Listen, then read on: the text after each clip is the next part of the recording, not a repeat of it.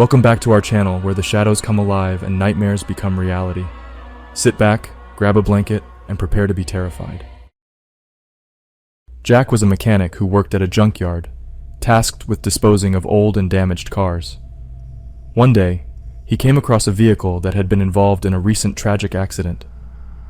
As he was removing the car parts, he noticed a small, intricately carved wooden box tucked away in the glove compartment. It was adorned with strange symbols that he couldn't quite make out, but he felt drawn to it nonetheless.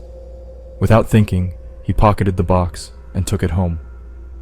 That night, as he was admiring the box, a strange feeling overtook him.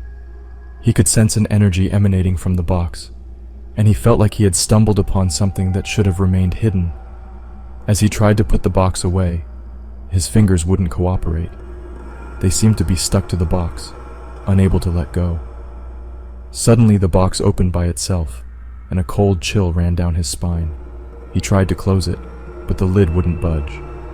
As soon as he lifted the lid, he was transported to a different realm. He found himself in a dark and ominous place, surrounded by shadows and whispers.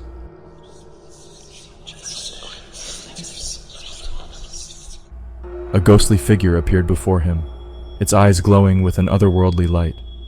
It spoke in a language he couldn't understand, but he knew its message was clear. He had disturbed an ancient curse, and now he must pay the price. Jack was paralyzed with fear, unable to move or even scream. The ghostly figure reached out to him, and he could feel its icy touch on his skin. Jack gasped as his chest felt like it was being cooled all over, and he could hear a whispering in his ear.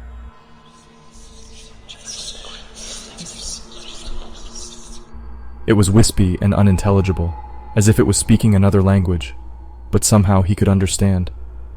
"We've been waiting for you, Jack," it said. "What was this? And how did it know Jack?" "Of course we know you, Jack," the voice whispered again. Jack could feel the muscles in his body beginning to tense up, as he felt an overwhelming sense of guilt rising in his chest. He couldn't understand what was happening until the voice whispered again, "Annie misses you." Jack's eyes widened in a mix of emotions: horror, sadness, guilt, regret. He began turning his head frantically, looking for some way out. He screamed out at the entity, asking for answers. Who was it, and what did it want from him? The glowing eyes he was met with in the beginning seemed to have disappeared. Suddenly, the ghost-like figure rushed right to Jack's face, and he became frozen with fear. Up close, the entity had no eyes, only black sockets that bore right into his soul. There was an open gap where its nose should have been, and the gray flesh surrounding its face looked as though it was melting off. In a hesitant whisper, Jack dared ask what it wanted, but the figure only shook his head. "It's not what I want," it said. "It's what Annie wants, to remind you, to punish you." Jack began to weep, unsure of what to make of this nightmare. "She remembers you still, Jack," the ghost said, circling him as Jack's muscles felt like they were being squeezed tighter and tighter. "She still cries for you, asking why you didn't save her." Jack gasped for air as the muscles in his chest began to tighten. He cried out how he tried to save her, but he couldn't get to her in time. He would trade places with her in a heartbeat if he could. He would do it now. The voice wouldn't have it, though. "Don't lie to us, Jack. You know what you did. You know why you left her there. People like you don't change. People like you need to be reminded." With the figure's last words, Jack felt himself be raised several stories high, ice-cold air rushing at his face. He shut his eyes tight, opening them once the soaring stopped. He hesitated to open an eye, and was horrified to see what had caused his muscles to clench, and what shot him up so high in the sky. A black mangled hand was wrapped tightly around him, red cuts with blood flowing like lava running down its wrist. Jack looked down, only to see a black abyss beneath him, with the sound of screaming souls circling around in agony. The figure appeared in front of Jack again, and tilted his head. It whispered once more, this time directly in Jack's ear. "People like you. They need to suffer."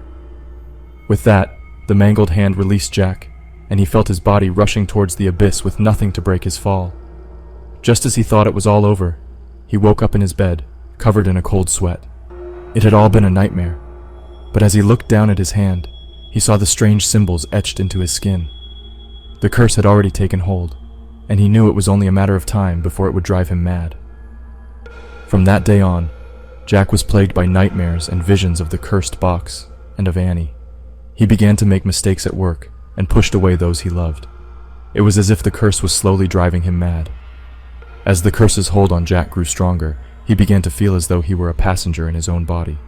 He would wake up covered in scratches and bruises, with no memory of how he had gotten them. Time went on, and the voices in his head became more insistent.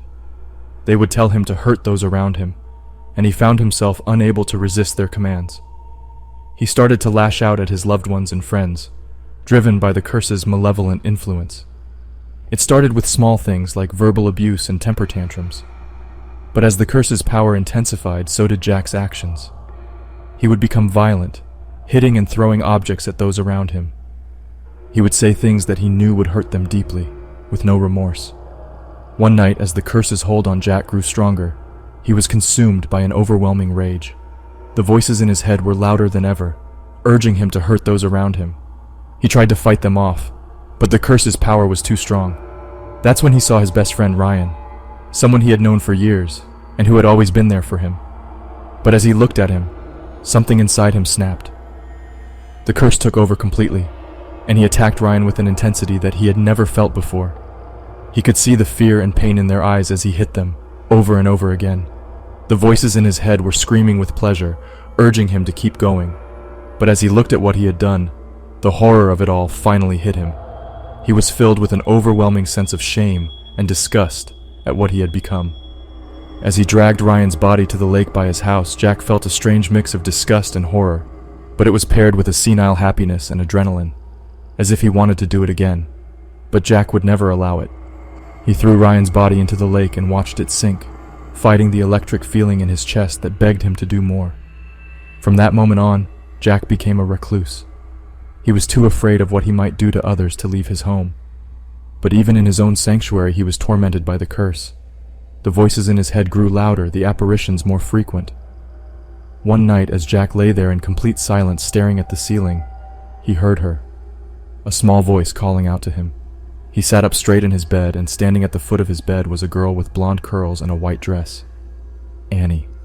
Jack felt like he was choking. His mouth dried up instantly at the sight of her, and his eyes blurred. It was impossible. She didn't move an inch, but she tilted her head as she stared at him. She didn't speak with her mouth, but it was as if he could hear her in his head. "Why'd you kill me, big brother? I asked you to save me, and you killed me." The words echoing in Jack's head grew louder until Jack screamed.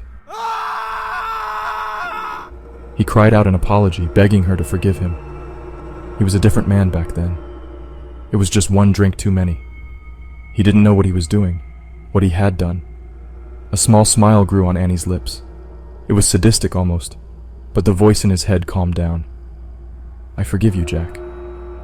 Then there was silence. Jack didn't know what to say, but he nodded his head furiously, thanking Annie for her kind heart. She smirked at the words and faded away. A few weeks passed, and the effects of the curse felt like they began to die down. For the first time in a year, Jack began to feel relief and hope. Maybe his luck was changing. Maybe he could get his old life back. More time passed, and suddenly it felt like the curse had lifted up entirely. It was true. The voices in his head, the constant whispering in his ears, were nothing but silent. Overjoyed, Jack took a moment to think. He glanced at the box sitting in the corner of his room where he had thrown it weeks ago. It had been untouched since. He looked back at the symbols that had etched into his skin. He would not allow for the past to repeat itself. Jack picked up his car keys and grabbed the box furiously before running out the door. He was going to get rid of this box if it was the last thing he did. As he drove towards the lake not too far from his house, he suddenly felt the curse's power begin to intensify beyond what they had ever felt like before. He could feel the strange symbols etched into his skin burning with an otherworldly heat. The road in front of him started to warp and twist, as if he was driving through a nightmare.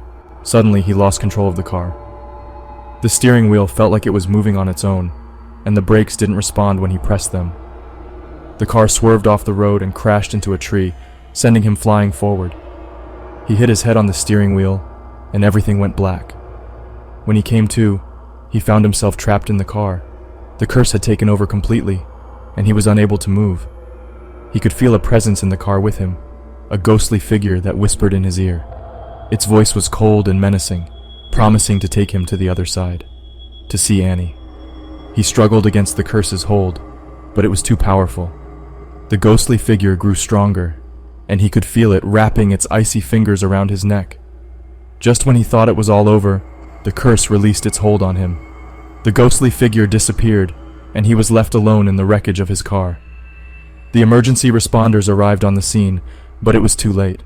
Jack had already passed away. As the emergency responders surveyed the scene, one of them noticed the cursed box lying among the wreckage. She was intrigued by the intricate designs of the box, as if it was calling to her. She picked up the box and immediately felt a surge of excitement. As she placed it in her pocket, she swore she saw a ghostly figure dissipate from the car, but she shrugged it off as the smoke billowing from the car's front engine. She had no idea the horrors she was in for.